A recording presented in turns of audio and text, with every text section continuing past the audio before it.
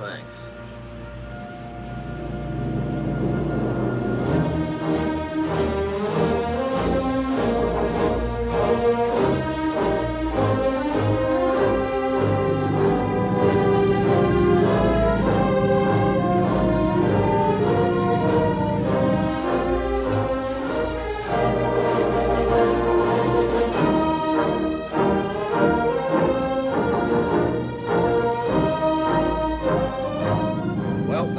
Time as any, Mr. Newman. Take her down to periscope depth. Yes, sir. Clear the bridge. Dive.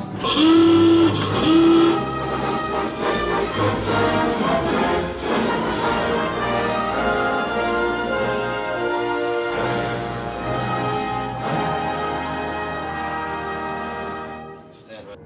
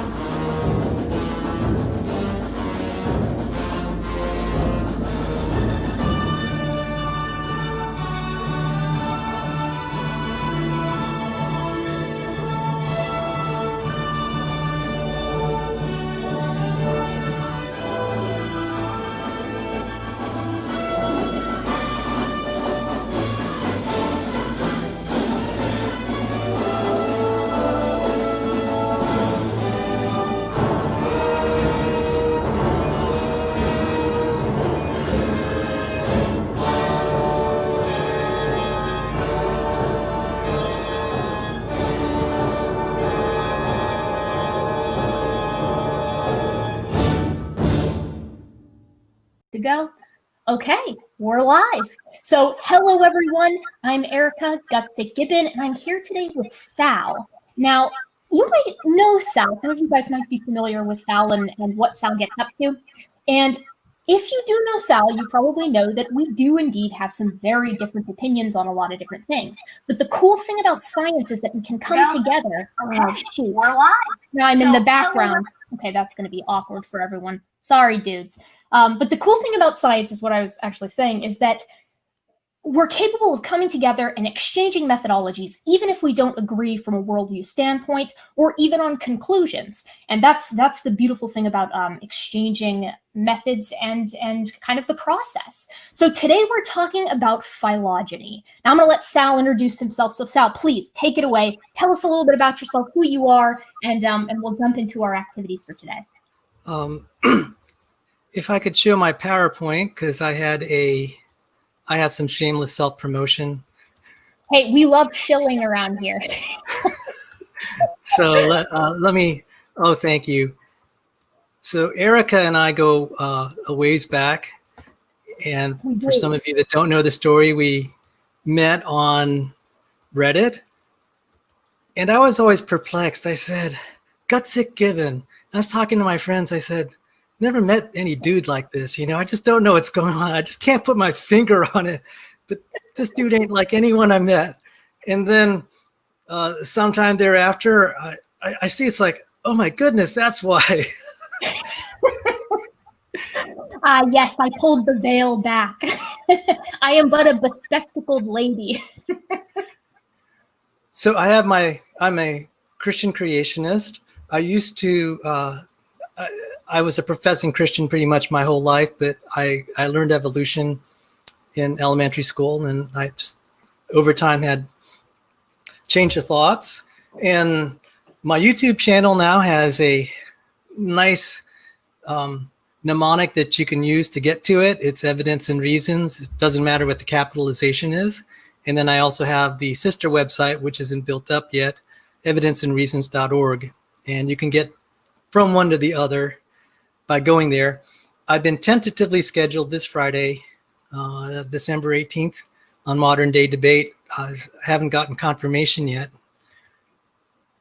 My life story was told in the prestigious scientific journal Nature. That wasn't a scientific article. That was just kind of a miracle that my Christian testimony and my work with intelligent design was featured there. And so why am I here today? I feel that creationists, especially the science students who go off to college, need to be equipped with the truth. And there's some things that creationists say that they teach their young, like say the second law of thermodynamics precludes evolution, or they'll say phylogeny, these nested hierarchies don't exist. And when these students go off to school and they start to actually study these topics, they're going to feel like they've been lied to. And so this is my opportunity to help set the record straight. So yes, this does cause a complication, what we're going to study tonight. It did for me, but I would rather people be told just the facts and told the truth. And if it causes them complication, they're going to have to deal with it. It's much better than to tell them something that's kind of a cheap argument that's actually not true. It might make them believe in creationism for a little bit, but if they go off to science school, they're going to find out differently. And this afternoon, I had a little discussion about who should be our biology professor. What would a creationist prefer? Dr. Dan Kent Hovind or P.Z. Myers? When my boss, who's a creationist, John Sanford, sent me off to school, he sent me to the NIH, where it's not a creationist institution. He sent me to the NIH, not Dinosaur Adventureland. So I would pick Erika to also be a biology teacher to creationist students. I would feel much more comfortable with that. And I know that may sound insulting, but I just told you, my boss didn't send me to Dinosaur Adventureland. He sent me to the NIH to learn under people like Erika, and I'd have students, just fellow students like her. So it is highest praise to be placed even on the same playing field as Dinosaur Adventureland. So I very much appreciate that, Sal. So I feel privileged to be making this joint presentation with you. I may talk a little bit from the creationist perspective, but a lot of this is just going to be pure science. So thank you. And I'd like to thank Erika for letting me do a rebroadcast of this to my channel. And so people that are watching this on my channel as a rebroadcast, thank you for joining me. Oh, please. It's the pleasure is all ours, honestly. And we're glad to have you here, Sal. So I'm going to share the screen because, interestingly enough, I got a lot of folks when this kind of came up this afternoon who said, okay, what's phylogeny? And I was thinking to myself, all right, you know, I am a channel that covers a lot of evolutionary biology and things of that nature. But I think that when people are kind of go up to bat with the concept of phylogeny, and they don't really get what it is in to the degree that I think would be good for application and just for general, you know, understanding. So we're going to start with a little tiny itty bitty PowerPoint a la the ones that I used to do on Modern Day Debate, just to kind of frame what it is that phylogeny is. So here's our little PowerPoint, and we'll hop right into it. So Sal and I, like he said, we're definitely coming at this from different angles, right? I'm a pretty staunch, you know, evolution person who, you know, loves human evo and all anthropology and all those kind of fields. And the cool thing about phylogeny is that it's so applicable to so many different fields and in its scope that you don't invite any kind of conventional science or worldview to use it. So it's good to kind of use regardless. Now, I come from RStudio. I'm an R person, which is like a statistical software, and not everyone who encounters R loves R. That's okay. I'm going to provide the code for what we're doing today in the comments so that you can go and do this for yourself if you'd like, because what we're going to do is we're going to run some phylogenetic trees. Now, the question is, first, okay, what's phylogenetics? Well, phylogenetics is a scientific study of phylogeny. Phylogeny pertains to the evolutionary history of a taxonomic group of organisms. So put simply, it's concerned with the relationships of one organism to another according to evolutionary similarities and differences. This could be molecular or morphologic or biogeographic. I suspect where Sal and I will differ here is essentially how far evolution or change over time can kind of take those differences, whether or not it's going to be constrained to a family, or order level, and whether or not that kind of pertains to common ancestry. Now, I'm not really discussing common ancestry at all today. I'm going to be working within some very, very particular orders and clades. So why does phylogeny matter? Because I hear a lot from sometimes creationists, but also like people who are in different areas of STEM fields who are like, phylogeny, who cares about that? Why does it matter? In the case of humans, from my perspective, phylogeny can help us learn more about our evolutionary history, which has some enormous implications for medicine, pathology, and the development of pharmaceuticals by studying model organisms. So we learn a lot by looking at rhesus macaques and chimpanzees. But for non-primates, phylogeny can be vital in determining conservation strategies for endangered species, combating disease in the cases of bacteria, and informing other areas of bioinformatics with novel algorithms. So you don't have to, be down with evolution to utilize phylogenetics. And if you are down with evolution, boy howdy, can you use it for a lot. So how exactly does phylogeny work? Oftentimes, phylogenetic work is presented as a phylogenetic tree, which is going to be kind of what I'm looking at today in our studio. And these trees tend to be constructed using DNA or RNA sequences, or sometimes even whole genomes. It really does depend, though. So what we're looking at down here is the primate F2. It's like a homeobox gene that's X-linked.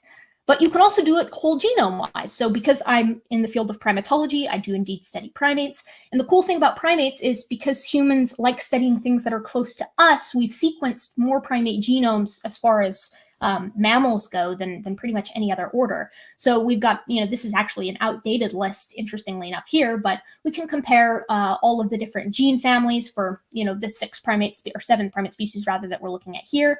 And of course, there are more being added to the list all the time as sequencing becomes cheaper. So I think that that's pretty cool and interesting. You can also use phylogenetics for phylogenetic corrections, which is really, really important if you're interested in doing something like biostatistics, because phylogenetics can skew your results. If you're looking at a bunch of closely related organisms, sometimes the effect that you're seeing if you're trying to measure, say, in a video earlier today, I was discussing, let's say I'm looking at a troop of rhesus macaques, and I want to see how a monkey's age influences its rank in the troop. Well, phylogeny can actually impact that, because if these rhesus macaques descend from a more ancient macaque group that kind of has an inertia in one way or another, that's going to mean that I'm getting false positives or false slopes in one way or another. So because of this, it's good practice to include what's called a phylogenetic correction in whatever model you're doing. Now, I'm working on my thesis right now and just finished my stats yesterday, actually, and got them okayed by my advisor this morning. And I had to do a phylogenetic correction, and that's why I want to share with you how to do it, because I think that it was really annoying to figure out, and I think everyone could benefit from just having it in the back of your head that, how to do these kinds of things. Phylogenetic corrections also account for potential impacts of phylogeny based off of the fact that you're looking at non-independent samples, that being the species, and you can basically just get these more robust results. Now, I use a statistical software called RStudio, and so I import a lot of my consensus or block trees into that program to perform these phylogenetic corrections. So what we're doing today is we're going to be going to 10K trees on my end, and we're going to be pulling some consensus trees from the order Perissodactyla, order Primates or primates, and the order Carnivora, as well as the clade of, God, I always mess up how to pronounce this. I always say Ceto-Artiodactyla, but it's actually just Ceto-Artiodactyla, which is going to be your even-toed ungulates as well as cetaceans. And here are my sources if you want them. I've just coming off of this master's program, so I've got like source methodology beaten into my head. So if you want to see the sources, there they are. And so that's kind of what I'm going to be doing, at least on my end. But the real question is going to be, hold on, stop screen share. The real question is going to be, first, what's Sal going to get up to? Because Sal's taking the more molecular approach, and I'm looking more at the large-scale species. So, Sal, I'm going to toss it to you. You're going to hit it off first. Show us what's up. Show us how to align sequences, and then I'm going to take everyone through the arduous journey that is creating a phylogenetic tree in R. my presentation is going to be probably less technical on some level. I'm not a phylogeneticist, but I had let me put up my slides so I can remember what I'm supposed to say. So let me see. That's the best part about having a slideshow, is that you can kind of just read off of it. Yes. So I call it molecular phylogenies. So why did I study this as a creationist? My boss told me to. That kind of settled it, whether I wanted to or not.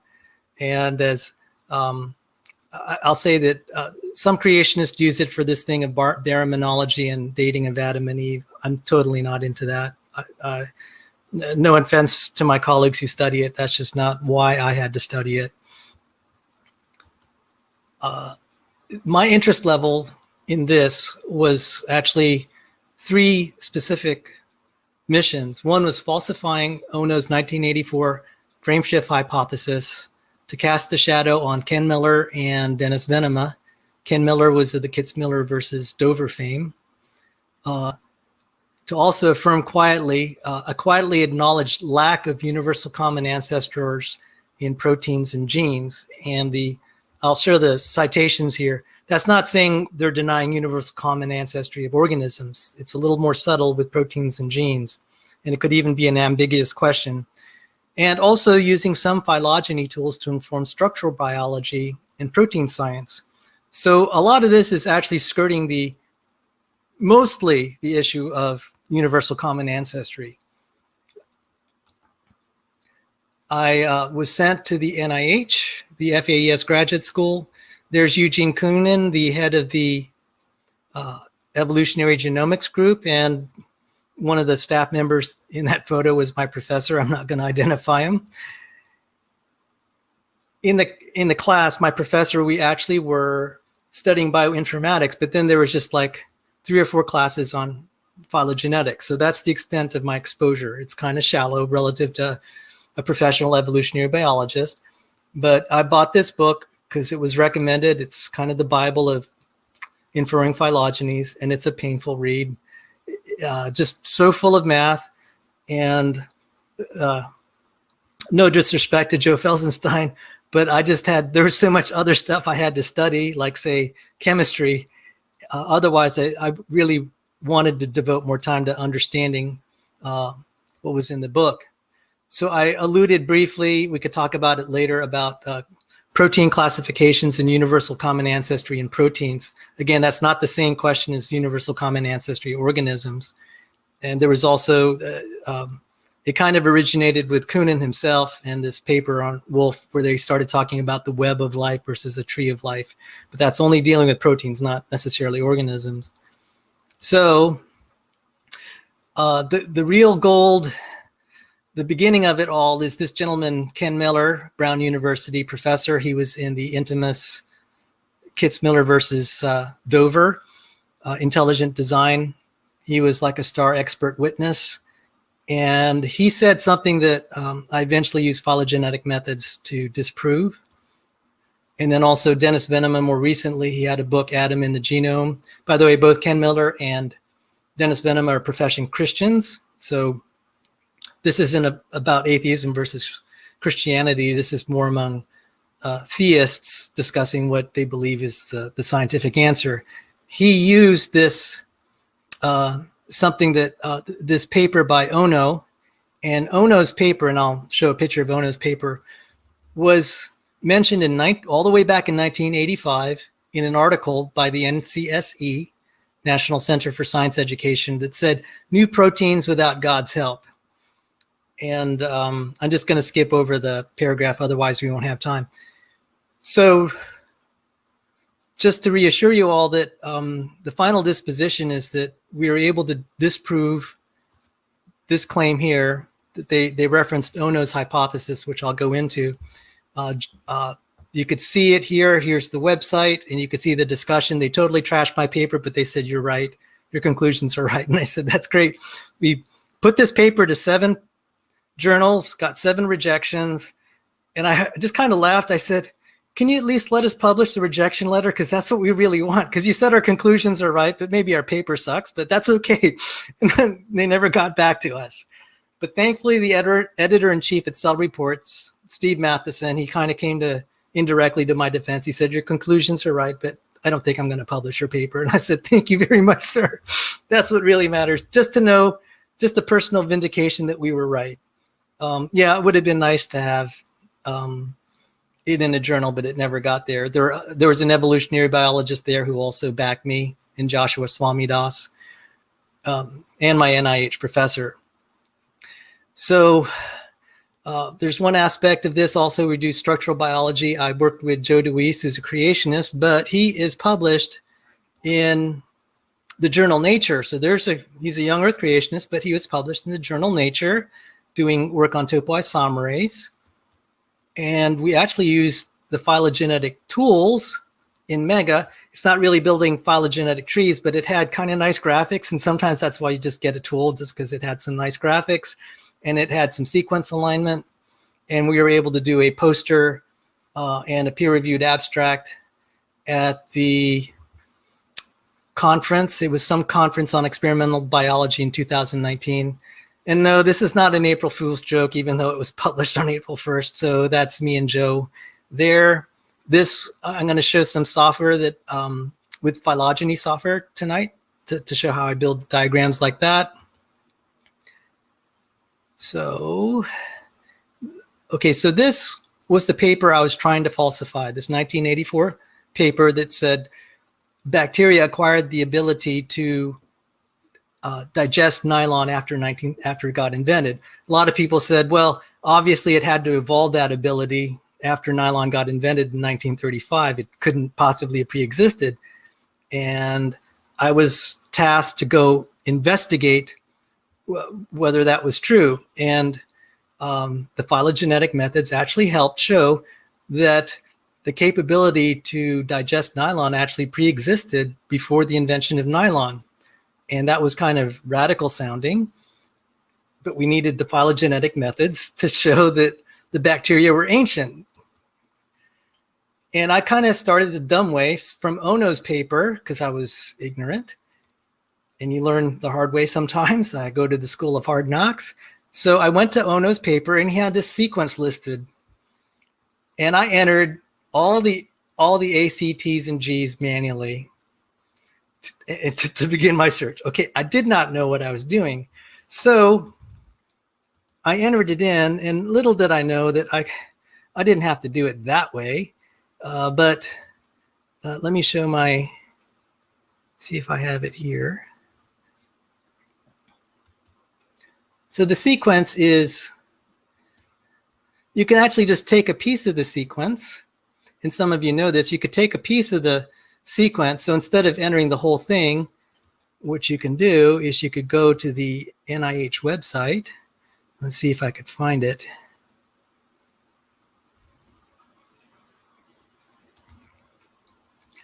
And you can just say BLASTN. And this is really risky because I'm actually going to try to do this live, and people say, don't ever use software in a live demonstration because it's not going to work. Okay, so I'm going to take a risk here and do what they told me not to do. Because they said, what you want to do is have all your screen captures and not do a live presentation because you know how computers are. So you just go to this BLASTN site, just type in BLASTN and it'll find it. It takes you to the NIH and you just press this. So I entered just a segment of the sequence. It'll take about a minute. It's going to grind through while it, look how quickly it found, let's see if it found the whole sequence. Sure enough, look at this. It got 1, 2, 3, 4, 5, 6 out of all the billions and billions of species and proteins out there. It narrowed it down to 6 that have that unique sequence. And I'm just going to click here and we can actually see the sequence. Let's see if I can get that sequence. That's really cool that you can do that in browser. Oh, okay. That's what I wanted to ask you. Do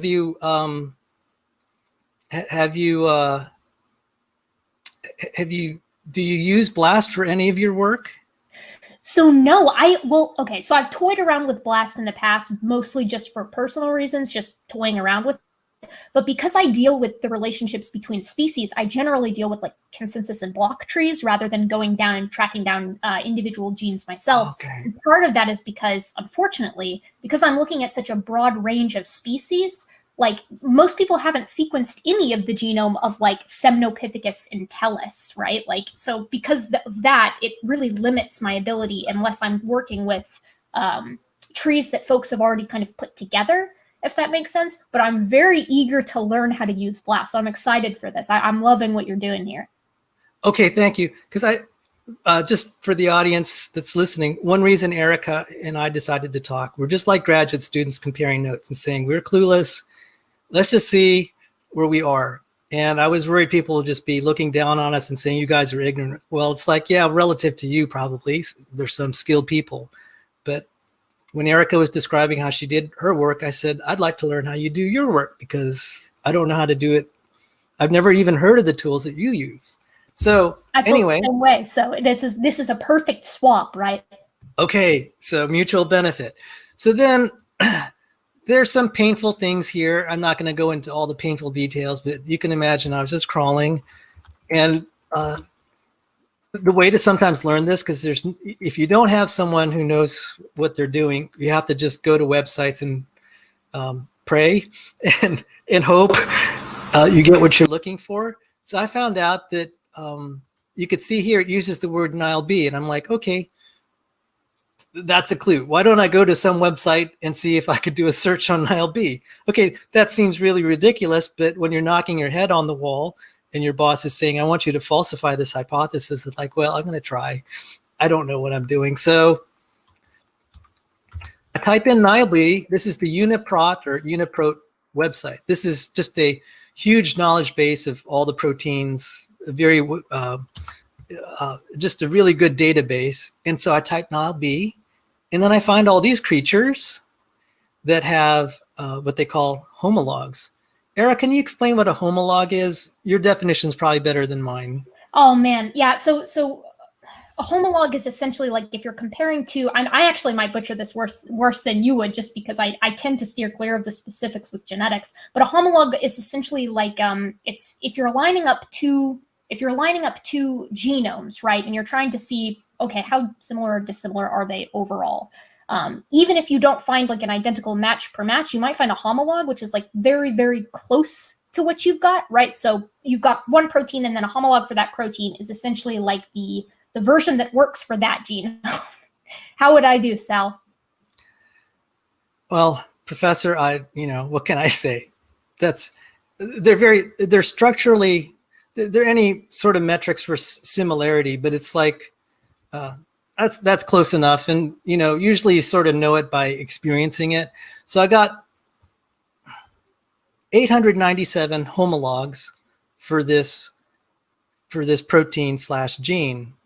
And right away I was excited because I said, okay, that's proving this gene pre-existed in 1935 if it's that widespread and they're sufficiently different. That's for the aficionados out there. I'm just cutting to the chase, but I'm going to show the software. So one can go here and look at all of the NILB proteins in all those 797 species. And it's a little different with each species. And then you can get the amino acid sequence in this format, FASTA, what they call FASTA format. Are you familiar with that? I'm sure you are. Yes, so, in the literature, yes, but I have not done it myself. So you can see that this is like 480 some over 400 amino acids right there, and that's the spelling of it. Each letter represents an amino acid in that protein. And then I collected these, and I'll tell you it's agonizing, and I'm kind of glad I did the paper 3 years ago, because at the time Uniprot had only like maybe 500 or less in their database, but now because of doing all the sequencing, it added more. I went through 1,000 of these and collected all the FASTA sequences manually. That was just miserable, but I just trying to make the case and make it thorough, and we were going to make some analyses with that. So after all that agony, going through BLAST and Uniprot, I got huge numbers of sequences, but I'm going to represent 9 of them right here, 10 of them, just selected sequences. I tried to get those what I felt is representative, and anyone can build this. The point was that, why did I pick those 10? I just said this is just a sampling, just for illustration purposes.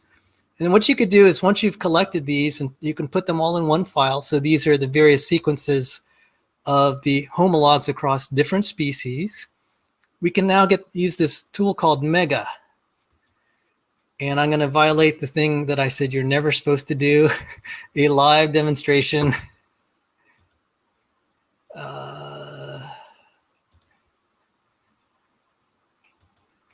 Boy, I could really, this could really, well, I got to add some drama to this, right? So, yeah. So Mega is molecular evolutionary genetics tool. Now, analysis. Some of the professionals do use this tool, but it's not considered as good as some of the others, but it's a good introductory tool, and a lot of creationists use it.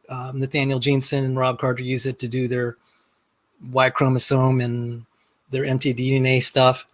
So it's popular among the creationists. So all I'm going to do, you can download this for free. All I'm going to do is just load that file that had all those sequences that I had. And it'll ask if you want to align it, and I'll say yes. I'm already having some issues here. Let me try to close everything, see if I could do that. Sometimes you just gotta reset it. Sometimes that's okay. What it means. Let me see, it doesn't have any way to close it. So I'm going to quit. And this is really dangerous drama. You can actually see me totally fall on my face here, Erika. Listen, I anticipate R is going to crash on me at least once. So okay, so such is the life of researchers, right? Yeah. Oh, yeah. It's always something. That's just the works. So let's try this again. So I'm going to try to do this from scratch. And I'm going to show that I can make similar freestyling now. I'm sorry? For your freestyling. Yes. How did I get that? Let me try it again. File, open.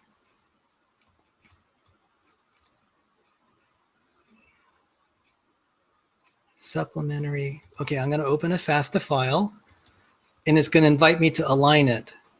So these are the 10 species here. And let me make sure see, these are the 10 species here, but then their protein isn't aligned. So then I can do this alignment, and I'm going to use muscle. There's other alignment tools. The professionals know which is the better one for their work. But after I align it, it'll give, first it'll prompt me, and I always use the defaults because I don't know any better. And you can see now the protein is aligned. Now, with all this coloring, it's like kind of hard to tell what the important features. It's like, why are they homologs? Why are they similar? Well, we can use a little bit to help visualize things. And let me see, use background color. Now we could see the similarities. There's only 5% similarity, but that's enough to identify them as being basically the same homolog. It's just kind of like the same architecture. It's like you can distinguish an airplane from a car, even though they're different models of cars. You know, it's an airplane, a car, or a blender, or a piano. They're different architectures. So homologs are kind of in a family of architectures. And that's so the important way of putting it. Yes, I actually had a slide with where I showed a blender, a helicopter, and a car. So I said that's the way to kind of understand. Thank you. That means a lot to me, Erika. So I brought this to my professor. I said, look at this alignment I did. And I said, I think this means that this protein is ancient. It didn't emerge after 1935. And in his Russian accent, he said, absolutely. So I was like, thank you. Just that, the boss will be really happy. I wanted to thank him for that. So he just looked at that. That's all it took, 2 minutes.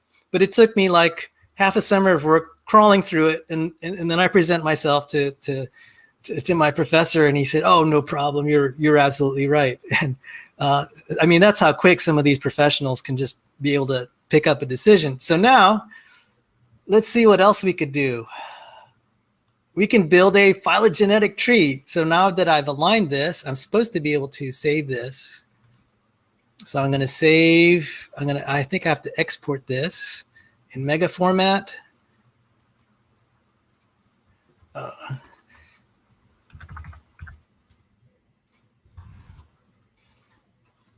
Now I can build a phylogenetic tree with these 10. So I like this UPGMA tree. All right, there are all these other trees, and Joe Felsenstein, that's why he wrote the book, to tell you the pluses and minuses for each of these. I just kind of like this one, just because I think it makes prettier graphs. I know that's a terrible criteria for making phylogeny. It's not. It's honestly, it's really not, because I've been docked points because my graph was ugly. So I've been docked marks for that. You got to have a pretty looking graph, or else people don't get it as well, I guess. So there you go. That's an unrooted phylogenetic UPGMA. And this is the best part. It makes a caption for you, and you just sound so sophisticated. So the evolutionary history was inferred using the UpGMA method. The optimal tree with the sum branch length equal to 3.9, etc. is shown. The tree is drawn to scale with branch lengths in the same units as those of the evolutionary distances used to infer their phylogenetic tree. The evolutionary distances were computed using the Poisson correction method and are the units of the number of amino acid substitutions per site, etc. I'm just like, this is really cool. You could just be pumping out papers and not know what you're doing. Oh, hopefully you get some editor that's just eager to accept your money for open access. I'm sorry. I'm being no, please. I was just going to say that's a sweet hack right there, because I had to come up for some practicals when I was working in R for the first time this past year. And I'm like going through and I'm like, okay, man, shoot, how am I going to report this? I was like, so I have my thing, but how do I say what my thing is? Yeah, so that's really nice. And then they'll even give you the proper way to do the citation. I'm just like, man, so you just cut and paste. But you could see basically you get the BLAST sequences, and that's an art in itself, what you pick, and then you just throw it in, and you saw how quickly you could build this tree. And if you, we could do, oh boy. See, now you got me kind of happy. Let's try maximum. I really like neighbor joining. I like neighbor joining. Neighbor joining is cool. Yeah, neighbor joining. Okay, let's just see what happens.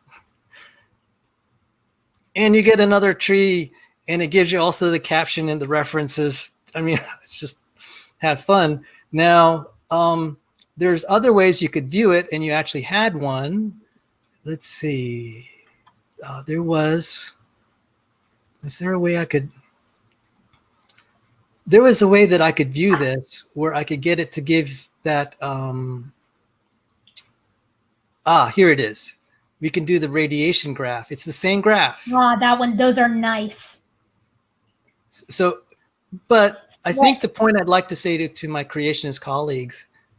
All right, so you send your kid off to biology school. They're going to a university. What are they gonna encounter?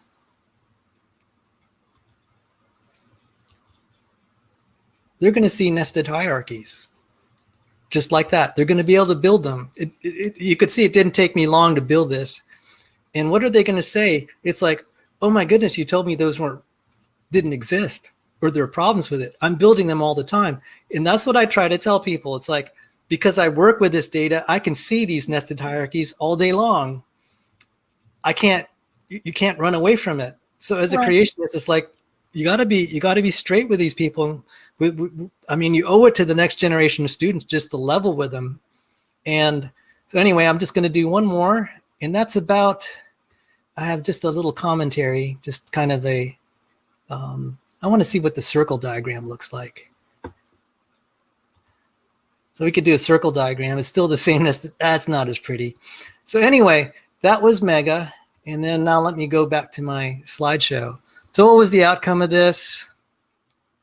I showed the BLAST Uniprot. Now, when you saw those strong alignments, those corresponded to very important residues in the enzymatic process. So this is where the phylogenetic methods help inform structural biology. Structural biology is kind of the study of the structures of the molecules. And so like I said, you have nested hierarchies. You can't run away from it. You're going to find them all over the place. And so this confirmed a forgotten paper. It said here, most of the amino acid substitutions from the ancestor of NylB gene family to its descendants of today might have occurred before the beginning of nylon manufacture. So a lot of people said there's no way a bacteria could be able to have the ability to digest nylon unless it evolved it after 1935. That's actually falsified. And they give the figure using their estimate at that's 140 million years. So this claim by the NCSE was falsified. This paper from the Proceedings of the National Academy of Sciences was falsified. This paper, indirectly related from Nature, was falsified. And I really would like to thank my opponents for a change. They showed a lot of integrity and said Sal was right. So champagne. So thank you. Yeah, there really is nothing better than having someone who really does know what they're talking about, like a supervisor, an advisor, or a boss, being like, you know what, this is some good work. I like what I see here. And you're like, wait a second, is it possible I got it right? And then it's like, holy cow, the imposter syndrome is gone for just a second. That was really, really cool. I very much like how you I very much like how the BLAST stuff seemed really, really easy to get into Mega. Yes, and that's what I liked about the way that it was taught at the NIH. They knew most of the classmates there were, either medical doctors, postdocs, right, in a totally different field. And it's like, no, we're not going to make them professional evolutionary biologists. Let's just give them the simplest tools where they could, do something like this in an afternoon. Right. And that was my contribution to our discussion today.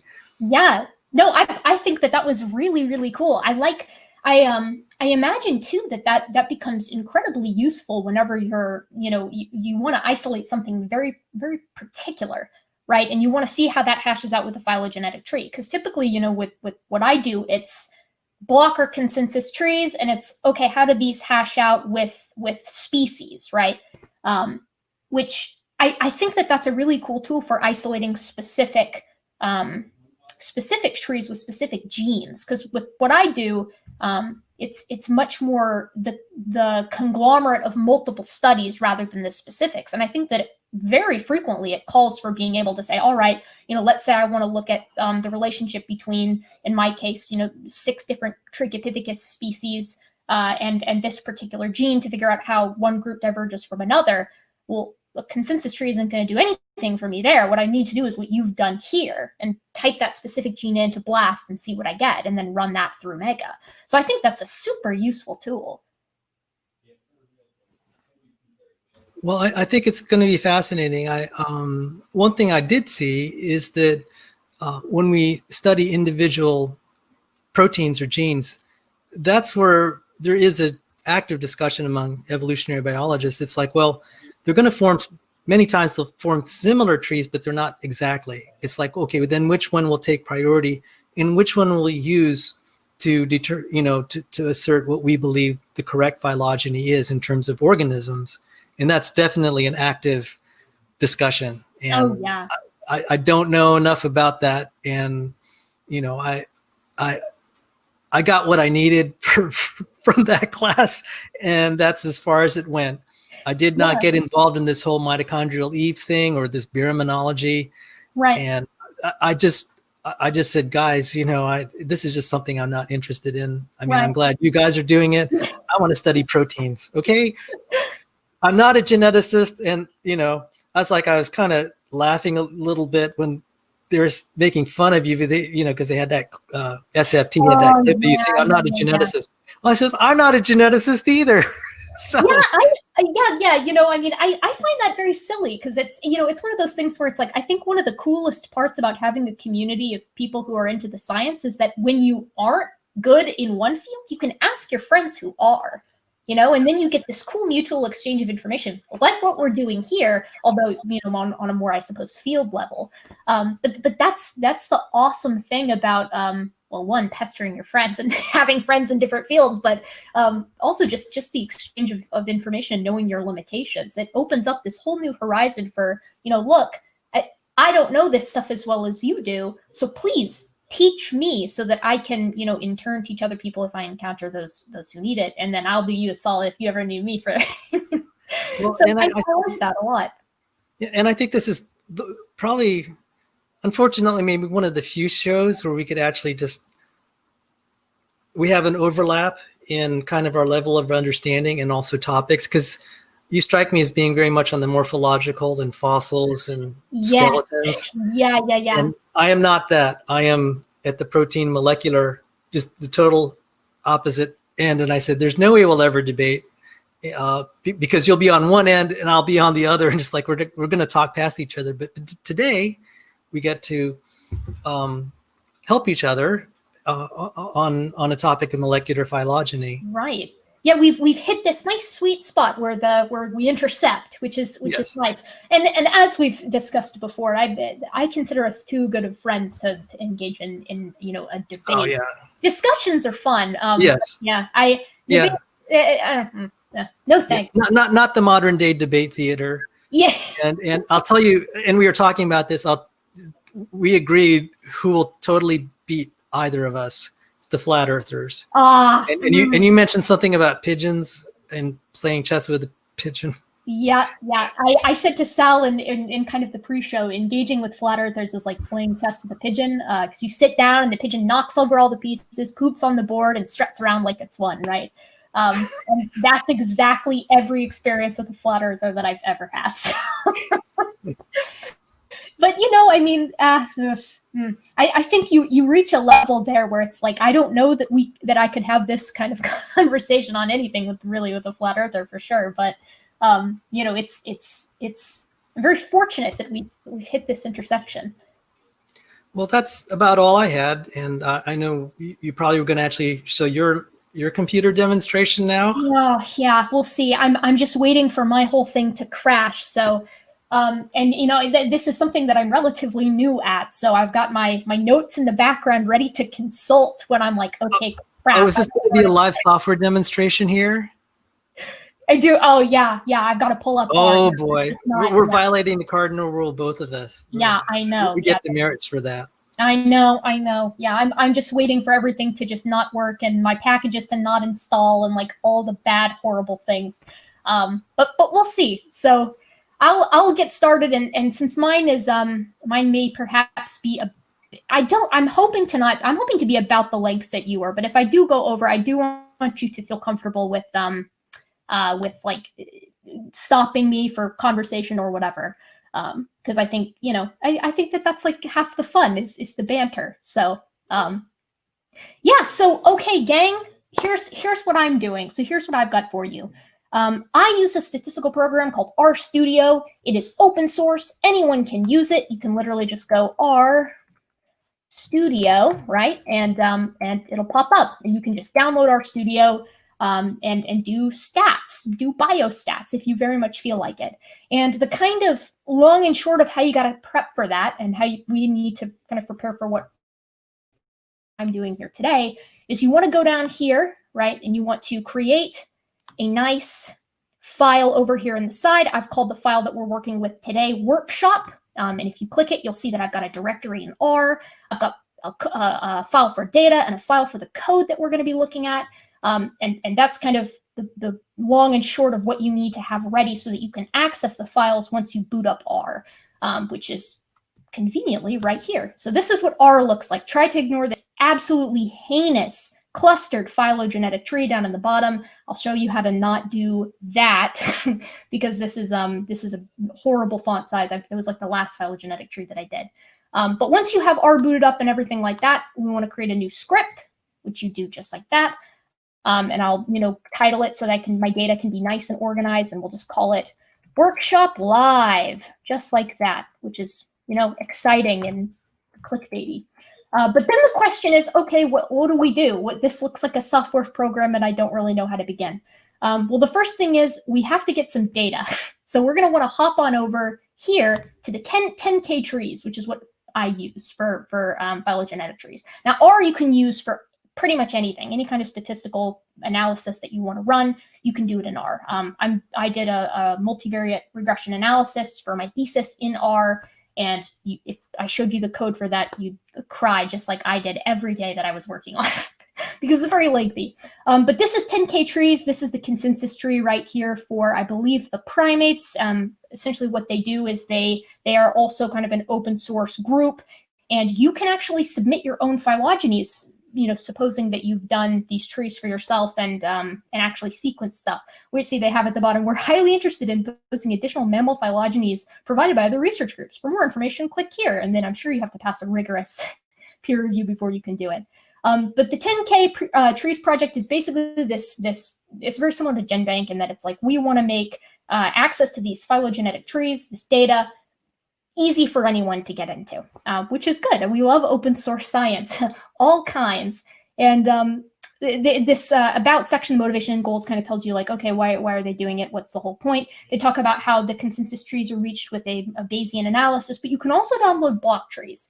And a block tree is basically like, hey, here's all of the trees that we have, all of the potential trees. And if you're perhaps looking at a specific gene, you probably would get one of those mini trees. But the consensus is reached on a Bayesian analysis, and so it's pretty likely the one that you're going to want if you're not looking at something specific and you want to just do a general phylogeny.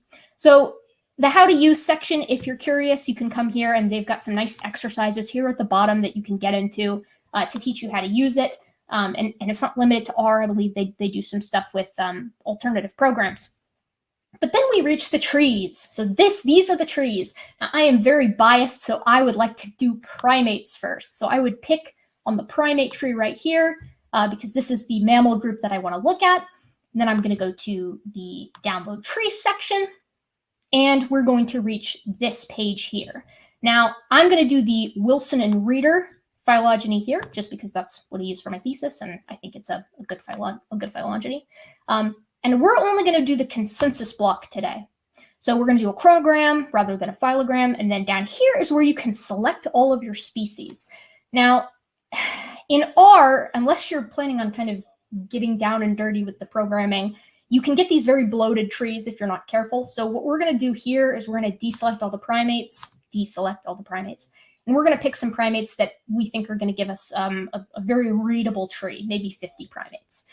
So we'll get a couple of lemurs in here, some members of eulemur, maybe some closely related eulemurs. Maybe we'll add some, we love the indrids, lemur cata. These are your strepsirrhine primates. Of course, all of these guys are. Maybe we'll put microcebus in there. The brown mouse lemur is actually the smallest primate. And the largest primate is, of course, the gorilla. Maybe we'll add one loris in there, or we'll do Loris tardigratus. This is one of the cuter ones. So if you guys have seen those videos go viral before of lorises doing their cute little thing with their hands, they're very, very cute. We'll do a galago as well, senegalensis. One tarsi or two, put that one in there. Pithecids, these guys are really cool. We'll do a red wakari, but typically they include TD monkeys and sakis as well. And then we'll do an owl monkey, the Aotus, those are the owl monkeys, maybe a marmoset right here. Continuing on down, these are the squirrel monkeys, your Cimeres and your, I think they've got the cebids up here too, the capuchins. Oh wait, no, they should be here. Yeah, here they are. Cebus capuchinus and Apella, those are the ones that I know pretty well. We'll put a howler in there, Aluata, visible, and Brachyteles arachnoides. You know what? We're putting in too many. We need to take one of these out. Sorry, Brachyteles arachnoides. And then we'll add some of the Cercopithecids. We'll do the Midas monkey, and we'll go ahead and do a Chlorocebus member. Those are your vervets. The Papuines, these are going to be like your macaques, your ground monkeys, and also your mangabes and baboons. So we'll do macaques, and then we'll do a Hamadryas baboon. And I think too, just to be interesting, we'll do 2 macaques so that we can see what that looks like once we plot it. And we'll add a couple of the Pileocolobus in here, Colobus goriza. That's a beautiful mantled colobus monkey. They're very, very pretty. And then we get down to Hominoidea, so we'll add all the hominoids. Of course, we have to add the gibbons, Pan peniscus and Pan troglodytes. And we will also do the orangs. And we will add, it's sad that they don't have the Neanderthals in here, but we'll add Homo sapiens as well, because they do indeed fit within the phylogenetic tree for primates. So we will download the trees, which is going to take just a second, and then we download it in a NEXUS format, and it pops down here in the bottom. And then what you want to do is pull up that data folder that you have and drag the consensus tree into the data. Now I'll click on the data, and I'll say this name is horrible, it sucks. And I'm going to name it Prime Work. So we know it's the primate one for the workshop, right? And then I'm going to hop over into R. Now, R is what we see here, and I've got my code that I worked on previously over here. And all of these packages I've already installed, but these are the packages that you absolutely have to have if you're going to run a phylogenetic analysis within R, because these packages, they're essentially like mods for R. You could put them in there to do specific things. So perhaps if you were doing like comparative genomics, you would have a completely different package that you want to download. And these are the ones that I use. So I use Ape, Fangorn, Phytools, and Geiger. And once you click the install packages here, typically R does this nice thing where it auto-completes. So you'd put in, you'd type in down here, install.packages, there it pops up. And then I would put in quotation marks Ape, so it would know that that's the package that I wanted to install, and then I would control click that, and that would be all she wrote for installing the package. But then you also have to recall it, so you have to pull it up using the library functions, which are down here. You'd control click to get all of those. Then what you have to do is you have to set up your pathway. So I'm going to put this over here just so we know where it's at, so that it sets the path. It knows where it's going to be pulling that data from. And make sure you do those forward slashes, because one time I worked for like 2 hours. I couldn't figure out why I couldn't set the path. It turns out it was just because I was using the wrong direction of slash.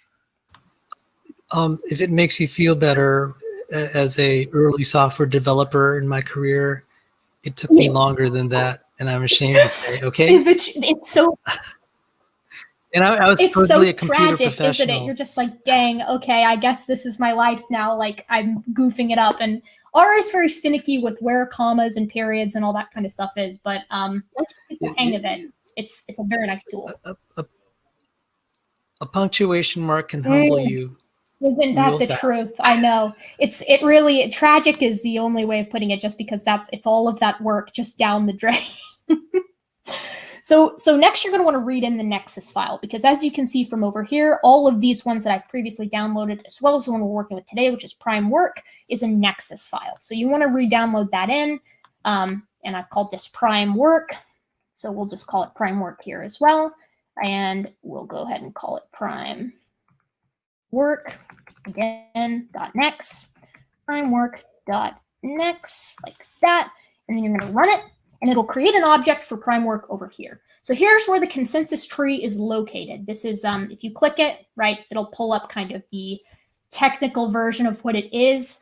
And I don't know what all of that means. I know what some of it means. And then the easiest part is going to be the initial plot, where I'm just going to plot prime work like that using the plot function, enter it. And then over here, we have a nice phylogenetic tree. And the cool thing is that it groups macaque, obviously our macaques and our other ground monkeys are grouped really closely together. All the way up here, we've got our strepsirrhines and we've got our hominoids, and the New World monkeys are all in here. And this is just a really nice, easy way to kind of see what's going on. And like Sal said, there's cool like versions that you can do here too. So I've got a couple of like fancier versions for plotting this, even though they're probably not going to work, because that's what I need them to do is work, which means they won't, of course. So plot tree, that's the function. And then you're going to want to change carn file, because I was working with the carnivores earlier, to prime work like that. there it is. And you've got this cute little tree that's radial in nature. Oops, to pull it up in the separate thing because R gets annoyed. And it's kind of small. I don't love that. But you know, if you were really to commit to this, you could kind of blow it up and of course add pretty much as many species as you'd like. And the nice thing about R too is that you can get a lot more information about the trees that you're dealing with using the summary function. So I could summary and say, okay, you know, I want to learn more about the primates that I downloaded. So prime work like that. And you definitely want to like double space that and keep the work area looking nice. And it'll just tell me about a little bit about the tree, right? It'll give me kind of the phylogenetic tree, the number of nodes, the number of tips, the branch lengths, all of that. And I can use this information to then change the tree with regard to like how I want it to look, how long the branches are going to be, even like the silly file of the font, if I so feel like it. And the nice thing about R is because it's open source, if you want to do something in it, someone's probably done it out there. And that's going to be like a quick Google search. And that's kind of how you just load it in there. Now you can kind of do a ton of different stuff with it. So if you wanted to do a phylogenetic correction, like for instance that I'd done with a with my thesis, right? That's going to be an entirely different thing. You've got to do a fitted model and work that in. And I feel like it's a little. I was thinking about maybe doing that, and then I was like, I don't know. I think that's going to be a little bit overkill because I tend to get sick of and/or overwhelmed by R if I spend too much time with it.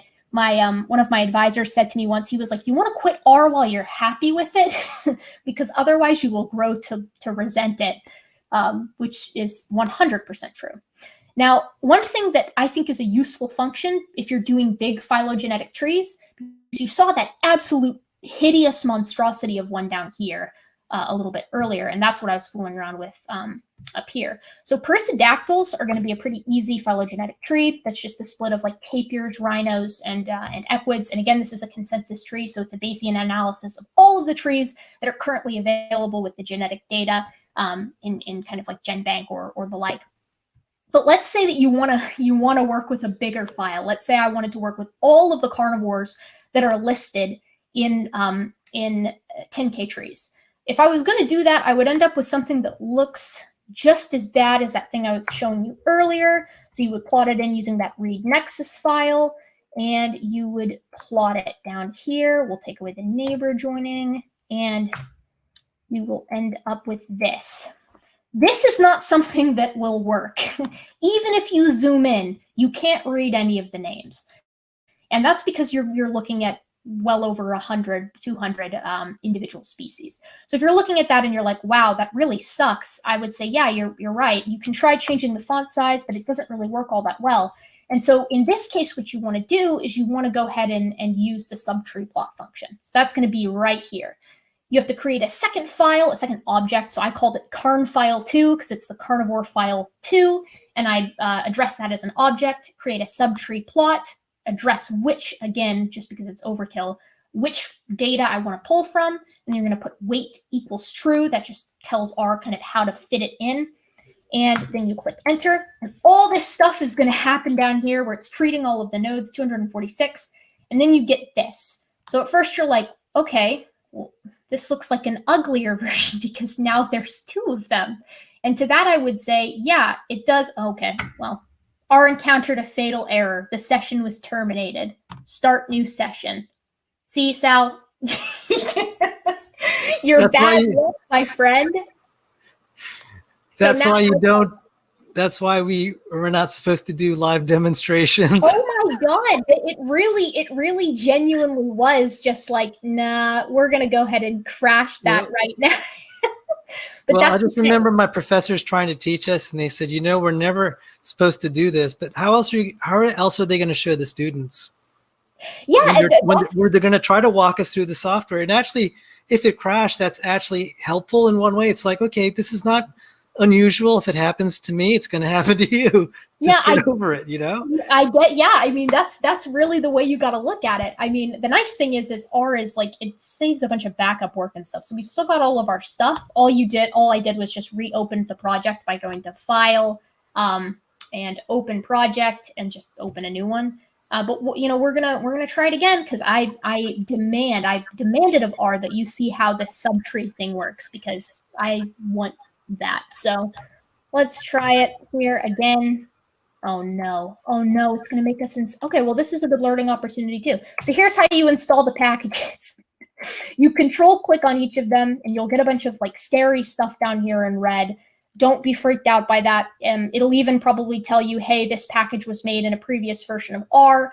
Don't be afraid of all that. That's, the red is an intimidating color, but really and truly, it's just letting you know how it's running through and uploading everything. And another nice thing about R is you can do all this like from the console here. So while you do have to pull things from the internet, like for your trees and setting them up in your data, you don't really have to do it once you're in R because you can download all these packages here. You don't have to do it anywhere else. So again, we're going with Ape, Fangorn, Fight Tools, and Geiger, which are basically, again, just the packages that help you make the pretty looking trees if you want to make a pretty looking tree. Or in this case, they make the whole situation a lot more difficult because we have to download all of them just so I can show you how to do this subtree plot. But you control click all of those again. If control clicking is too much, you can literally just click run up here. That's another way to do it. So we'll go ahead and read it in again. We'll set that path, Karn file. We'll plot it down here at plot tree Karn file. And again, it's hideous. And then we will run the subtree plot and it does all the nodes, treats them, does all of that stuff. And then here it is. And the point here with this cursor is you can click on any of the nodes like that. Give it a second. And then it'll close things up here over on the right. It turns the ugly plot on the right into something that is a little bit more kind of palatable. I think that you can technically come over here and change the font size again, but I'm worried I'm going to crash it if I do that. So I'm just going to let the font be big and go focus in on like a closer node. So here are the leopards, for instance. It shows you how all of the members of Leopardus rather are related to one another. The cool thing about 10K trees is that they're working too with some of the paleogenomics community. So getting, genetics from some of the hominids like Neanderthals and things of that nature, as well as like the mastodons. So you can see, here fossas and some of our other lesser well-known. If you search in here hard enough, you'll find the viverids, and the viverids always get overlooked, civets and things like that. And yeah, so this subtree function does make it a lot easier to kind of explore these monstrous-looking trees. Here, of course, are bears versus Arctos, and some of our almost like false bears, real bears, and false bears, quote unquote. And that's kind of what I got for R. My original plan was like, well, because you really can do this for any of these. And because it was so nice and pretty over here with our kind of smaller work with the primates, where it's a lot more palatable because you're looking at basically just a much smaller sample size. But realistically, if you're actually running these kinds of analyses, you're probably going to be dealing with a lot of species. So it's nice to have that subtree plot function. There is again, like I said earlier, there is a better way to do it. You essentially load in the tips of the branches, and it'll show you specifically, it'll number them out, and you can do it in that way too. Or you can export it. And if you export it out of R, you can get something that's a lot prettier. But because it's taking the work to export it, it's high crash risk and it takes a long time. So I realized that some of this was a little bit ugly, so to speak. But I find R to be a pretty decent way of working. And if this is something that maybe didn't bore everyone to death, like we could maybe do like another R thing at some point. Okay, I'm getting shade in the chat for not using night mode. Anyways, I don't know if you thought that was interesting, Sal. I enjoy it. It's fun to work with. I think you scared me away from R. I'm so sorry. I know it's an intimate. It really isn't that bad. No. I have. There's so many. Like really, the situation is there's just so many things to learn, and we can only divide the time. And one thing that I did see my colleagues who use R, it can generate really nice graphs because people had created some libraries, and you can get some really beautiful plots. And when we're submitting research papers, it's like, our graphs look just terrible compared to, what we see in the journal.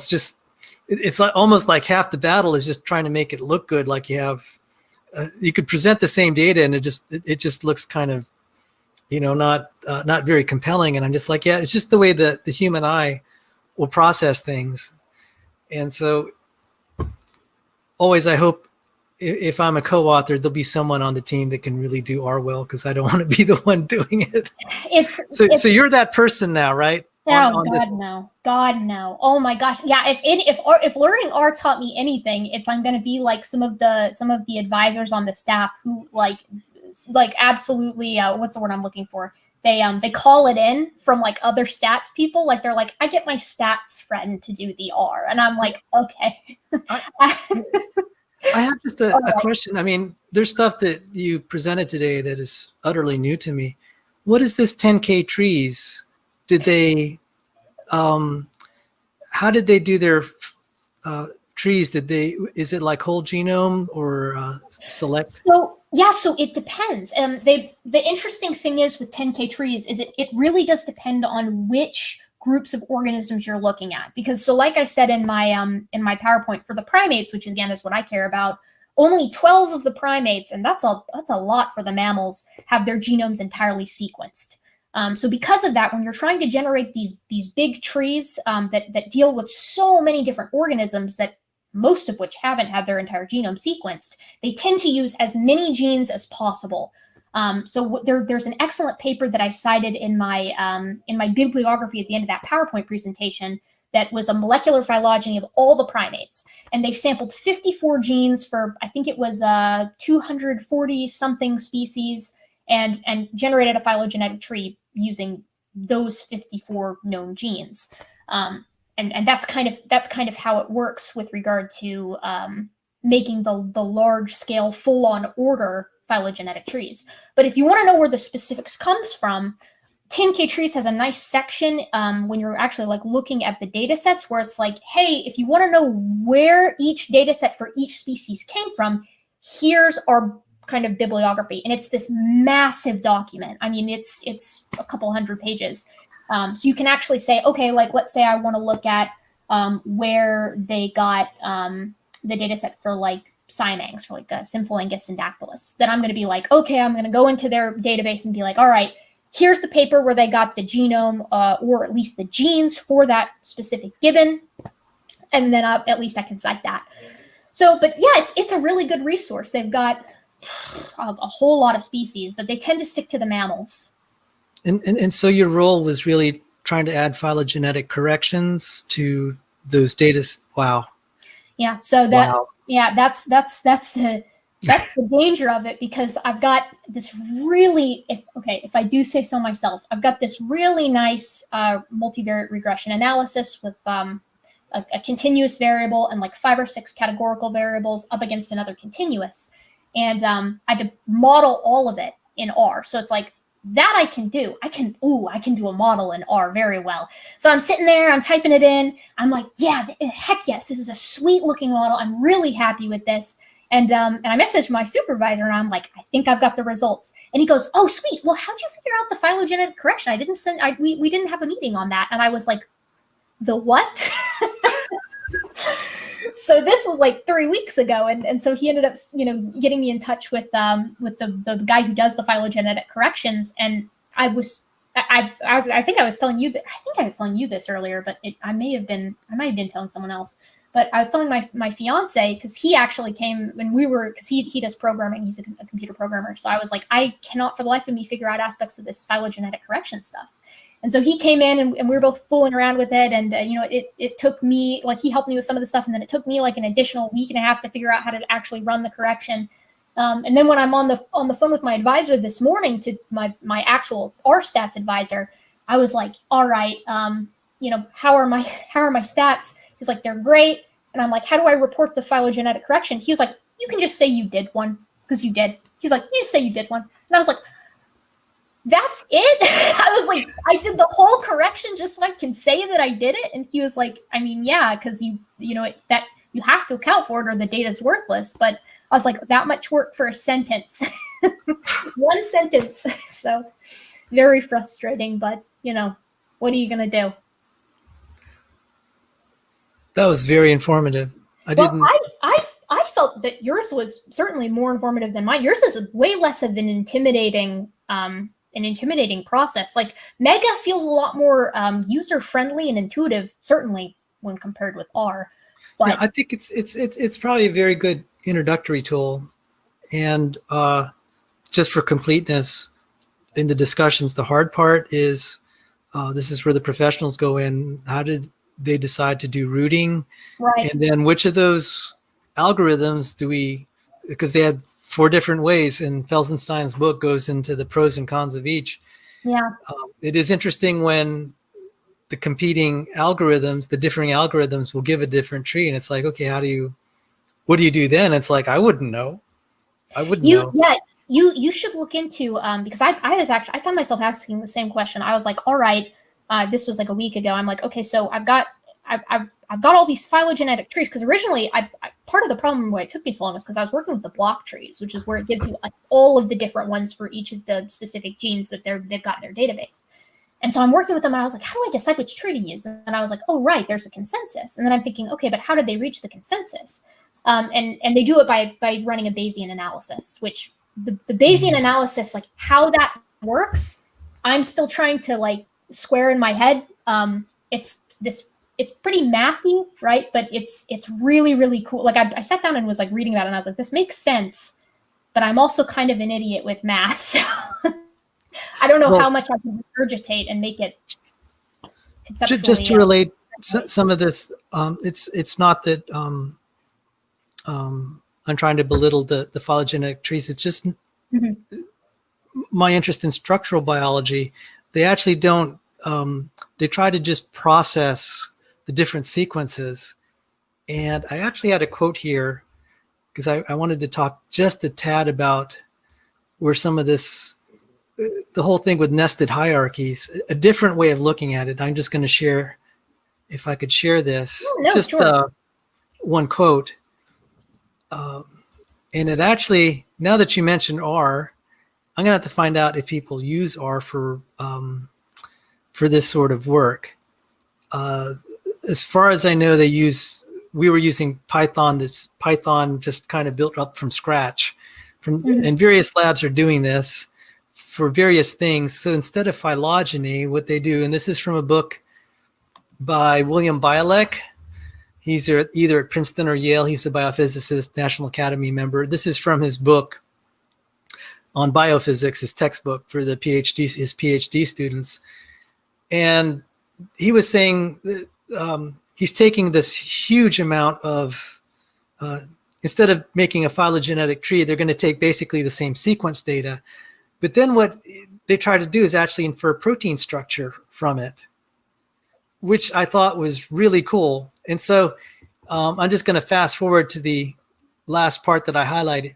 He said, this success raises the tantalizing possibility that we could read off the physical contacts between the amino acids and hence infer the 3-dimensional structure of proteins from analysis of the covariations in amino acid substitutions across a large family.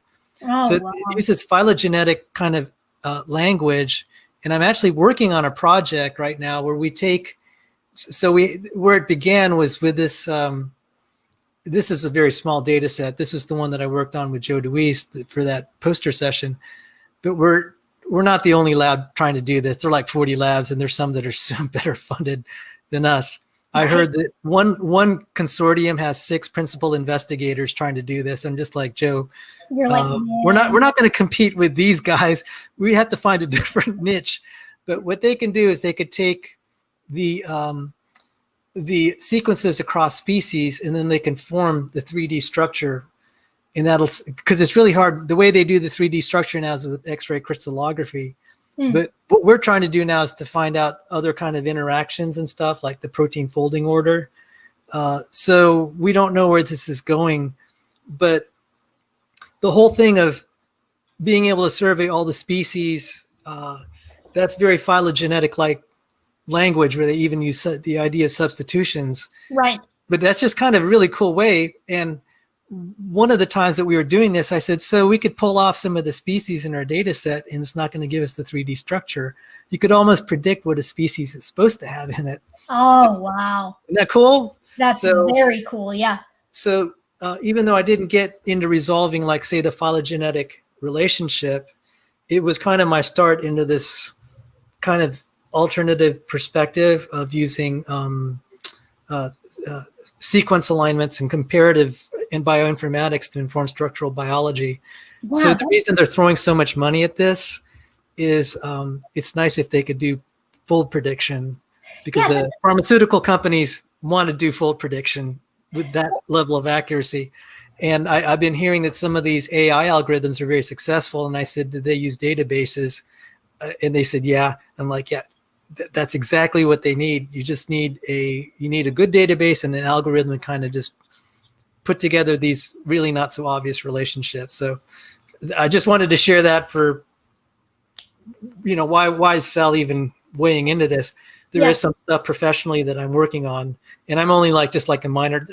This is like kind of a quiet ID project. It's not that quiet because it's kind of spread all over the map, but they're like now about 10 or 15 guys that are ID friendly, just kind of spread across campuses, and said, oh, I want my stake in this, because there are a lot of them that have computer science backgrounds. And, right. Gotcha. Yeah. Yeah. I think phylogenetics is a weird thing, right? Because it's one thing that I found this past year that was very interesting to me is the weird impact that it has with behavior, at least in some of the species. Because I'm taking it in the totally opposite direction, because it's cool things about structural proteins, and then I'm like, here's another weird cool thing about phylogeny that you wouldn't think, but it does have an impact. So macaques, right? They're these ground monkeys, and the one that everyone knows is the rhesus macaque, because that's the one that we've used as a model organism for a really long time. Rhesus macaques are real nasty little things. They are mean, man. They are some mean monkeys. They look so cute. I know they look so cute, but they are so mean. And you've got these three. So within the group of macaques, macaca, the genus macaca, you've got three major groups, and of these three groups, you've got three approximate, it depends on who you talk to, but there's a specific number of recognized macaque species, and then there's a whole handful of them that some people are like, maybe they're a species, but maybe they're a subspecies. But that point doesn't matter. The interesting bit about that is that if you go back to some of the early papers that are categorizing macaque behavior, people will be like, oh man, rhesus macaques, Japanese macaques, long-tailed macaques, they're mean. They are so mean. And for whatever reason, they just will get you. These are the ones that you'll see, TikToks and Facebook videos and stuff like that of tourists who walk onto the temple grounds where these macaques live, and they'll take your stuff and they'll bargain with you to get, for peanuts to give you your stuff back. So they're real mean and they're real crafty. And then you've got these macaques that live on these Indonesian islands, Sulawesi macaques. And you've got Tonkin macaques and black crescent macaques, and they are the chillest macaques out there. They sit around all day, grooming each other and playing, and that's all they do, and sleeping. And so then you've got this middle group that's kind of some are despotic, some are more egalitarian, because that's how they structure them. The egalitarian ones who are nice to each other and don't fight that much, and the despotic ones who fight all the time and are mean to people. And then you've got the middle group, which has some that are despotic and some that are egalitarian. And so when phylogenetics came out, because macaques are such a populous monkey, they're very easy to essentially say, all right, let's sequence the genome, and they're a great model organism, so we tend to do it. And when they did that, they found, interestingly enough, all the despotic ones hail from a more recent common ancestor than all of the egalitarian ones, and you can track how they kind of moved in this weird environmental climate across the Indonesian islands and the Malayan Peninsula, as well as Thailand and Southeast Asia in general. And those ones in the middle bridge that gap between the ones that are mean and the ones that are nice. So phylogenetics in behavior is kind of weird, right? It's like the ones that got to these islands, for whatever reason, they were just like, why be mean? Why not just relax on this island? They don't have any natural predators, so they just kind of chill. So it's an interesting little behavioral tidbit about the macaques. You could almost, not that anyone would really well, I'll never say never, but someone could almost make a phylogeny of behaviors. For the macaques, you might be able to correspond it to the biological. Yeah, that's the interesting bit, right? Is that it's like there seems to be this connection with some of the meaner macaques and some of the nicer ones with regards to which they're most closely related to within the genus Macaca. And my one of my professors, actually, he was being really funny the other day. He was like, yeah, you know, we were trying to categorize behavior in the sense of this paper that we were writing. Relative intolerance is what they called it. But basically, it's how mean are the monkeys? Like, there's the phrasing it scientifically, and there's the what is it actually? and oh, sorry, go ahead. No, I might have to go soon, but I did have a just almost a off-topic question. I wanted to, yeah. but go on. No, all I was going to say is that he was laughing about it, and he was like, yeah, you know, we were running this phylogenetic analysis, and just for grins, we reached out to some of the folks that we knew were at the field sites, and we were like, okay, if you had to say who's the meanest of the Guinan monkeys, who's the meanest one? Oh, definitely the Dianema. Oh, they're real nasty, you know, and asking, okay, who's the nicest? And they just reached out to all these field sites, and he's telling me this, and he's like, you know what? It matched the phylogeny. He's like, you can't report that. They're like, you can't. It's very like anecdotal. He's like, so you can't report it, but it's just very interesting that it seems to match up, right? So that's all I was going to say. Well, I don't know. Just when you were talking, I said, you know, I've not met anyone that loved primates like you. And I said, the name that came to mind was Jane. Is it Jane Goodall? Jane Goodall, yeah. And Diane Fossey. Was she kind of a hero of yours? That's the question I wanted to ask. Yeah. I love Jane Goodall. What got me interested in primates actually was I took a trip my freshman summer in my undergrad, and I had the utmost pleasure of getting to stay at the field site that she worked at in Gombe Stream National Park, Tanzania. And I got to see the chimps. I got to see the descendants, the grandchildren of the chimps that she watched there. And I got to walk through the forest and follow these chimps around. And, you know, I mean, as far as I am from the door that's in the room right now, real close together.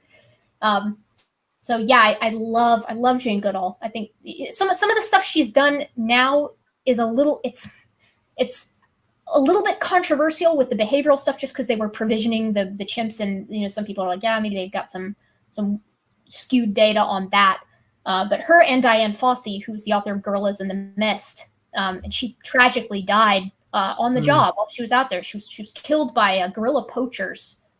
So it's thought. But yeah, she was so passionate, and I had the absolute honor of meeting one of her old colleagues, a man named Ian Redmond, and he's this real big guy, real gruff, and looks really intimidating. And he came and spoke at my uni this past year, and it's just pouring down rain outside because it's London, right? And he shows up having ridden his bike in London traffic to get there, because he really put his money where his mouth was on green energy. And when he walked in, he knew he's looking real intimidating, and we're all like, oh my gosh, this is so scary. Like, what's he going to say? He was the biggest teddy bear I've ever met in my life. He had nothing but kind, sweet things to say about how cool Diane Fossey was, and just these stories that he told us. And that was kind of one of the moments for me where I was like, wow, I think that's really cool. So are you planning to do, I mean, I haven't followed your work very much.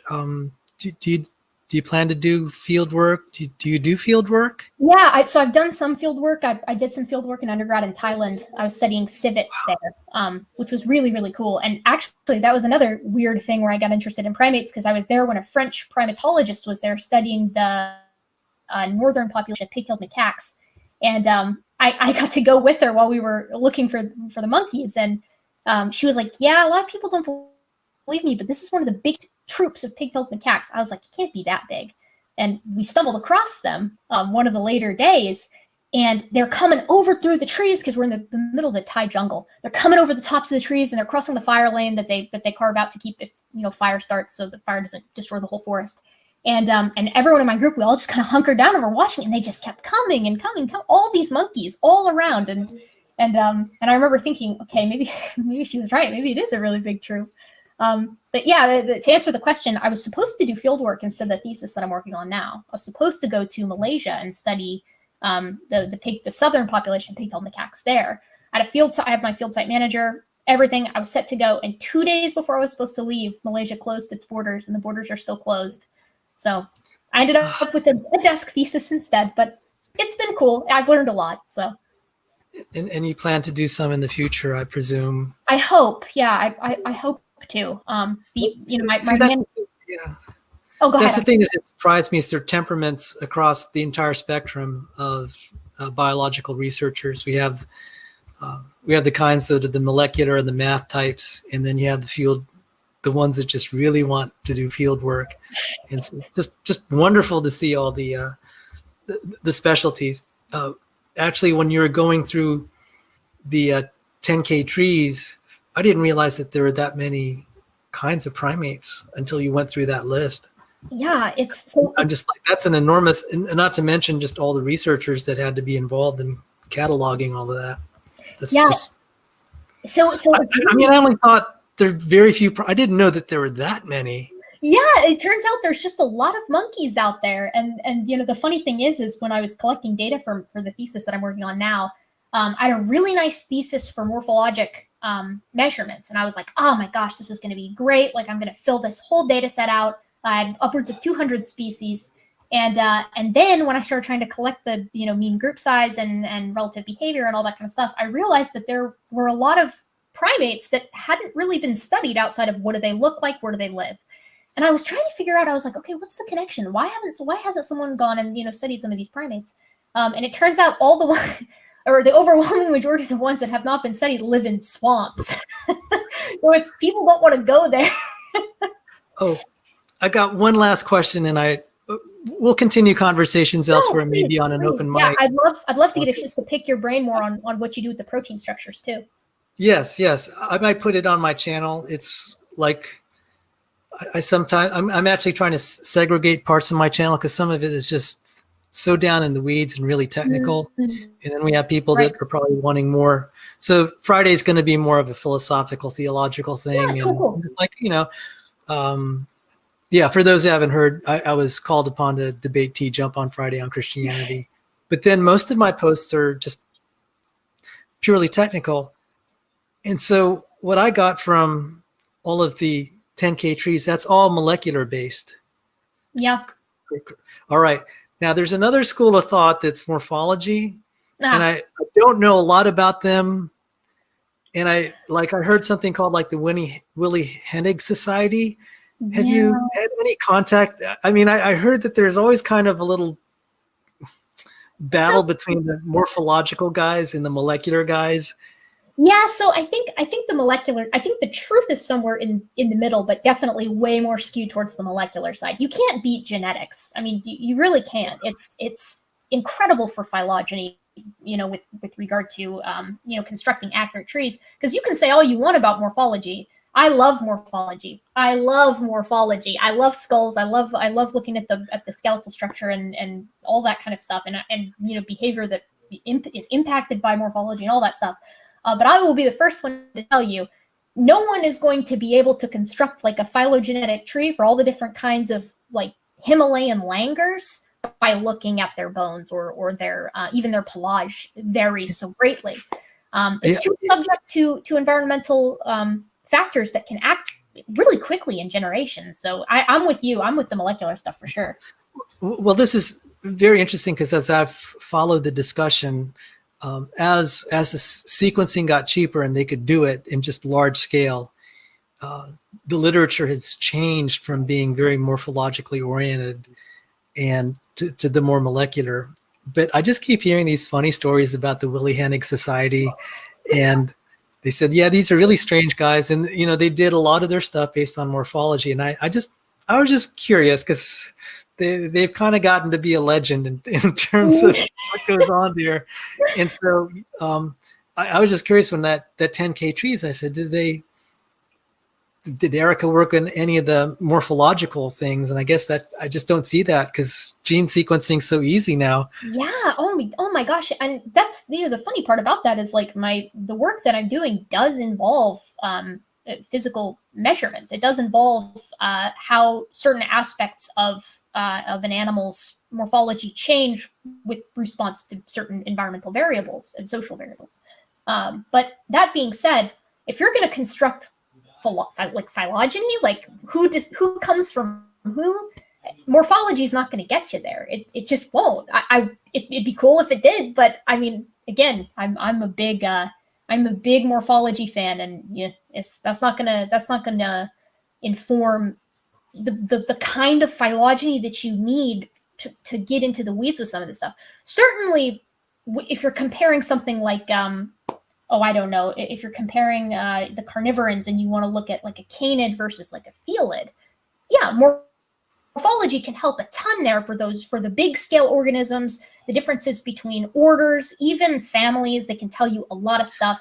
For instance, you don't have to run a molecular analysis to pick up a skull and be like, yes, this comes from a bear, or yes, this comes from, a cat, right? Like you can tell the difference even if they're the same size, a lion versus a bear. But yeah, once you get into those really closely related species, it gets really difficult. Yeah, and what just occurred to me why the morphology will continue, because in paleontology we have a lot of extinct creatures, and that's all we have to be able to try to build. So I will tell you though, Sal, I will tell you on that one.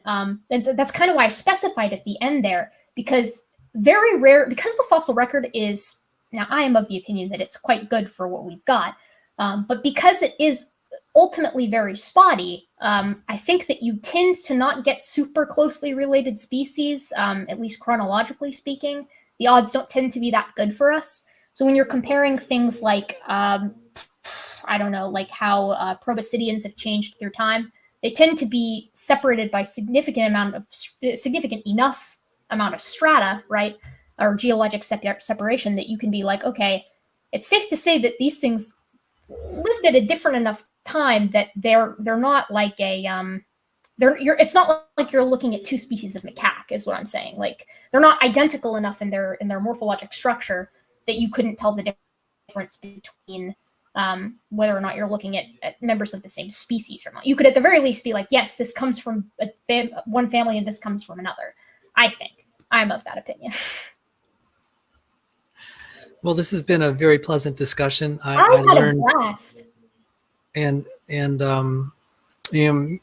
hopefully, have you done any other videos like this is this your first R video? This is my first R video for a reason. This is very much testing the waters, but yeah, I heard you say once that on your channel, I think it was on your channel, but you were like, one of the best ways to learn something is to try to teach it. So maybe, I don't know, maybe a well, this is my first mega video, and I really wanted to do it. So this is a great opportunity, because then people on my channel get to see, okay, Erika and Sal are able to kind of independently construct nested hierarchies. I love the mega stuff. If you did more mega stuff, I would absolutely be down to watch that. I think that's like, honestly, I think it's certainly a more efficient way of getting a phylogenetic tree for specific genes. Like R is nice for consensus stuff, like I said earlier, but as far as specific genes, I think mega worked great. I think it's a great educational tool, because it didn't even take half a class session, and we were able to start off. Now, we didn't necessarily know all the significance, and even to this day, when the distinction between rooted trees and then the unrooted trees, because you have to pick the right outgroup, we never got to there. And I showed that unrooted tree, and I said that I feel safe saying, okay, here's an unrooted tree. My point isn't to show a phylogenetic, the common ancestor or anything. He said, no, go ahead, try it. I'm just like, okay. So that's something I never really got into, and that's the one part that I never really learned. And but it was good enough to be able to see, okay, obviously some things are more related than others. And I tried to tell some of my ID and creationist colleagues, I said, okay, they're trying to say, we're not that similar to chimps. I said, well, you're a lot more similar to a chimp than you are to a tree. And I said, you just group things together, you're going to see it looks just like a nested hierarchy. You can't run away from it. Right. Yeah. I had a ball. I really did. I think this was, me too. I think this was. I mean, I'm glad I could finally do something where someone would actually appreciate me giving a mega lecture. And just like, yeah, no one else. I don't know that anyone on my channel would have been that interested in it. Listen, I'm telling you, Sal, I put in the description for this video, I was like, listen, this is going to be like a very, very nerdy kind of live stream for sure. Like, you definitely want to be into that stuff. And not everyone is, but man, we held a pretty good audience. I think we. Yeah. Well, thank you all for everyone who on Erika's channel that joined, and then later on my channel that'll be watching this. So yeah. Go subscribe to Sal 100%. His links are in the description. So and get some more mega videos for sure. And Merry Christmas to you. Oh, and to you too, Sal. I'll end the broadcast here. Thanks.